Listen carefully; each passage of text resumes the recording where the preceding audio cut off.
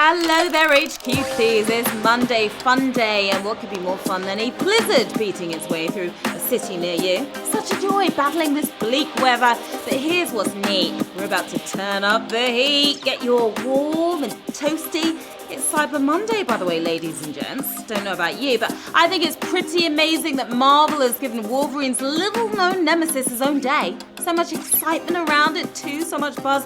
Meanwhile, I've never even heard of this cyber guy, the cyber dude. Welcome, everybody, and break out the popcorn and extra butter, because this is Movie Trivia Night. And as we celebrate the end of a decade, tonight we are paying tribute to the biggest box office hits over the past 10 years, the top grossing movies that moved you.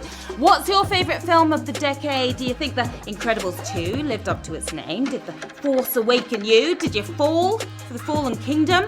Here's what we've got coming up on Tuesday. Link up for our linked game. The correct answer to each question will connect to the topic of the next question. That's always fun. That's tomorrow at 9 p.m. Wednesday is our hidden theme game. Oh, it's mysterious. Will you be able to figure out what it is? Here's a helpful hint. Famous diss track. How alluring. Thursday, we're bringing you the most exciting moments from the past decade, bringing back those good memories from the past 10 years. Fun, fun, fun. Friday, HQ Tunes is back, and it's celebrating the biggest hits of the past decade from your favorite pop stars. So get ready for a dance party, because it's gonna be lit.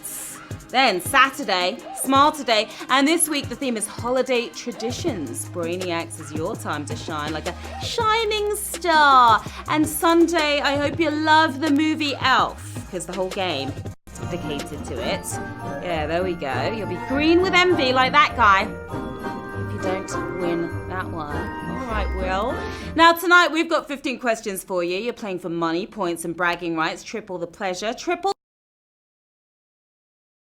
You can use up to 3 extra lives on any question except for the final one. Okay, while we're celebrating the biggest movies of the decade, it's only right we give a nod to the sucky ones too. Now, critics panned these movies, but were they really that bad? You be the judge. First up, the live-action Lion King. Did you love it? Did you hate it? Or you didn't see it? Live-action Lion King? I mean, the trailer was great, wasn't it? But what about the actual movie? Gotta get your thoughts on this. The Broadway show was fabulous. You didn't see it. An overwhelming amount of you, 67%, did not see that. I'm gonna be honest, this redo felt like a cash grab with special effects. The plot is pretty much identical to the original. They just replaced the charming animated animals with hyper-realistic, dead-eyed ones. Next one, Shrek the Third. Love it, hate it, didn't see it. Shriek, if you loved Shrek the Third. Were they right in making number 3? That big green monster. You didn't see that one either. Do you guys go to the movies? 53% of you didn't see Shrek the Third. All right, all I can say is you're never going to be able to beat the first Shrek movie. It's a masterpiece. Here's another one, Alice in Wonderland. Love it, hate it, or you didn't see this one. I know the answer already. Okay, this is the Tim Burton one. Alice in Wonderland. I'm wondering what you guys are going to tap on. Love it, hate it, or didn't see it. You didn't see that one either. Okay. What are you guys doing? Watching Netflix or something? 47% of you did not see that one. And if you love the strange and unusual director Tim Burton, which I guess you don't, maybe you like this film. Lewis Carroll was probably rolling over in his grave, though. And time for one more. Yeah, live action Aladdin. Love it, hate it, didn't see it. Just a few seconds. Get your answers in. Come on, guys. You saw this one. Everyone was talking about this one. I mean, not necessarily saying the best things about it. Love it, hate it, or didn't see it. You didn't see that either. Okay, well, there you go.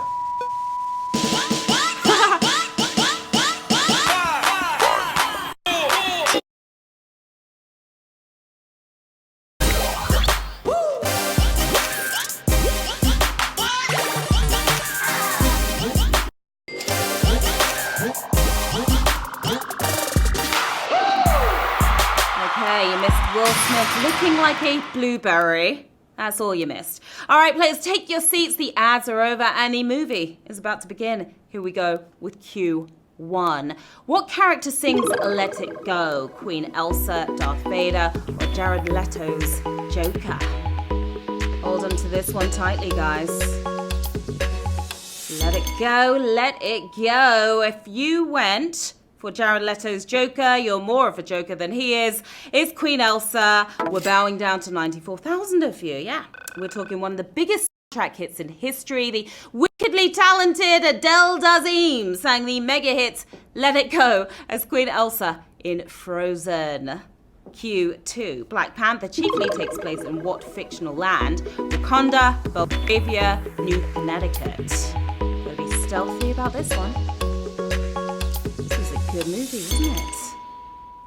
If you opted for New Connecticut, I guess you didn't connect with this movie. It's Wakanda, of course. You're looking like forever, 90,000 if you are. No matter how much you love the Princess Switch, you have to admit Belgravia Forever doesn't quite have the same ring as Wakanda Forever, does it? No, it doesn't. All right. If you want to level up as high as possible this new season, add a point multiplier to help you reach your next level. They work on all the points you earn in this game, including the ones you're going to earn right now on Q3. Coming your way, Jurassic World created controversy when Bryce Dallas Howard's character wore what? Cargo shorts, jeggings, or high heels? AKA Jessica Chastain. I swear they're the same person.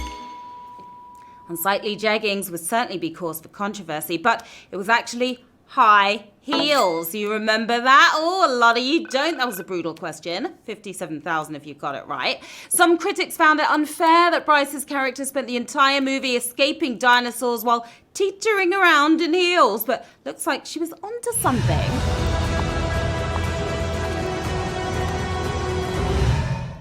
Nice boots, Jeff. Nice boots. Q4. In 2019's The Lion King, which of these characters was voiced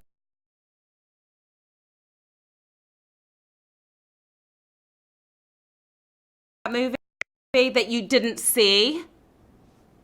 And Major Dodo has a lot of talking to do, so it makes sense that a talk show host would voice Zazu. Look at you, 52,000 of you got that right. Last week tonight with John Oliver had to share their lead with the Disney hit. It's the circle of life and it moves us all, doesn't it? Now, there's no better way to handle a savage question than with an extra life. You can use as many as 3 in one game, as I said earlier. Do you see it on your screen right now? Go ahead, tap to buy one. You can also buy extra lives throughout the game by tapping on the heart below. They'll work on every question up to Q14. Guaranteed. Okay? Q5. Charlie Puth's contribution to the Furious 7 soundtrack honored what actor? Paul Walker, Michelle Rodriguez, or Vin Diesel? Furious if you get this wrong. If you went for Vin Diesel, you'd better slow down, my friend. It's the late, great Paul Walker. Of course, you're revving your engines right now. 61,000 of you. Charlie featured on Wiz Khalifa's See You Again, the chart-topping hit that honored Paul Walker after he tragically passed away in a car accident, and we miss him very much. Now, you can never get enough trivia in your life. Now you can play HQ Trivia anytime, any place, anywhere with our daily challenge. Score points to help you level up by playing on demand each day. Okay? Q6. In Avengers Infinity War, who is the first hero to turn to dust on screen after the Thanos snap? Black Panther, Spider-Man, Winter Soldier. Snap to it. They pretty much all turned to dust, but who met their destiny first? Winter Soldier. You're marching on. Ooh, are we going to go with it? Let's go with the Savage. Go with the Savage right there. More than 30,000 of you done on that one. 27,000 of you got through. Thanos snapped his fingers, and the first person we see fertilizing the soil is the Winter Soldier himself. Steve or something, right? Well, at least it's an environmentally friendly way to go. Steve. All right, Q7. Which The Force Awakens character never uses a lightsaber? Finn, Poe, or Rey? What do you mean, no lightsaber? I don't have a lightsaber. Well, he's dashing and he's daring, but he's never wielded this weapon. Poe! Didn't you know? 28,000 of you did. Rey is joined at the hip with her lightsaber, of course. Finn gets his chance to show his saber skills against Kylo Ren, but Poe is still waiting on a showdown with the state-of-the-art magic stick. Q8. Before their spin-off movie, Hobbs and Shaw first worked together doing what? Escaping prison, dismantling a bomb, stealing a helicopter. It's good to have a friend along with you on these adventures. These Hollywood hunks are giving us prison chic in their orange jumpsuits, escaping prison. You narrowly escaped that one, 21,000 if you did. Jason Statham and The Rock's characters had such great chemistry on screen during their prison breakout scene that they were able to break out with their own spin-off. And it was good. Q9. The director of Incredibles 2 voiced what character? Frozone, Jack Jack, Edna Mode. It's a double threat. An interesting voice. If you tapped on Frozone, you've frozen yourself out of the game. It's Edna Mode who's in the winning mode right now. 10,000 of you are brutal. Just brutal. If you hear Edna Mode's voice in your head, I feel sorry for you. But you're also hearing Pixar director Brad Bird's, because the two are one in the same. Milan, darling. Milan. Something like that. Q10. Which of these original Jurassic Park characters reappeared in Jurassic World Fallen Kingdom? Ellie, Malcolm, or Grant? Don't fall. Stay on your feet. Life finds a way. And so does Jeff Goldblum's agent. It's Malcolm, who's in the middle right now. 13,000 of you are. Jeff's character, Dr. Ian Malcolm, returns for Fallen Kingdom to testify before Congress about a volcano that may kill those killer dinosaurs. I say, leave them. Q11. Which Marvel character was originally included in an early draft of The Avengers? The Wasp, Black Panther, Doctor Strange. Somebody got cut. They had way too many characters, so I had to ditch one. It happened to be the Wasp. Creating a buzz right now, 9,000 if you are. Joss Whedon wanted to include the Wasp as a founding member, but Marvel insisted on waiting until her movie came out. In other words, there are too many superheroes in one space. Q12. The composer for both Harry Potter and the Deathly Hallows films also scored what other movie? Jaws, The Shape of Water, or Dunkirk? Are you gonna score right now? Nothing more romantic than falling in love with a fish man to great background music. The Shape of Water, excellent movie. You're in great shape, 7,000 of you are. The great John Williams contributed to the first 3 Potter movies, then handed things over to Alexandra Desplat, who won an Oscar for scoring The Shape of Water. Well deserved. Q13. Which The Last Jedi actor said pew pew when they fired a blaster? Benicio del Toro, Mark Hamill, Laura Dern. That's something I would have kept a secret if that was me. A little embarrassing, isn't it? If you went for Mark Hamill, pew pew, back to you. Laura Dern, didn't you learn? 6,000 of you did. Yeah, it's apparently a common Star Wars issue. Ewan McGregor and Hayden Christensen both made weird noises when they handled their lightsabers, while Laura took things to a whole low level, saying pew pew. Q14. The brother and sister in Avengers Age of Ultron previously co-starred in what movie? Godzilla, Kong Skull Island, or Pacific Rim?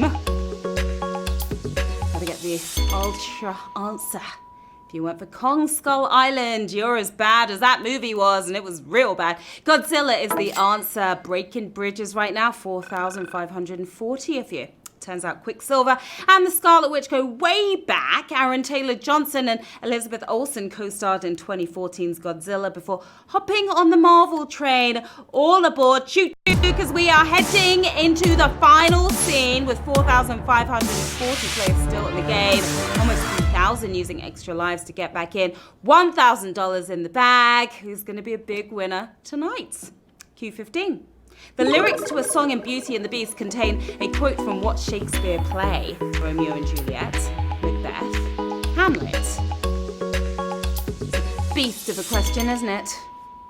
Will you be the beauty at the end of all of this? Gaston's whole thing is that he doesn't read, so what's he doing quoting Shakespeare? Anyway, screw your courage to the sticking place is a line from the mob song originally from the Scottish play Fair is Foul, and foul is fair. Is Macbeth for the win tonight? And we have 2,171 winners. You smashed it.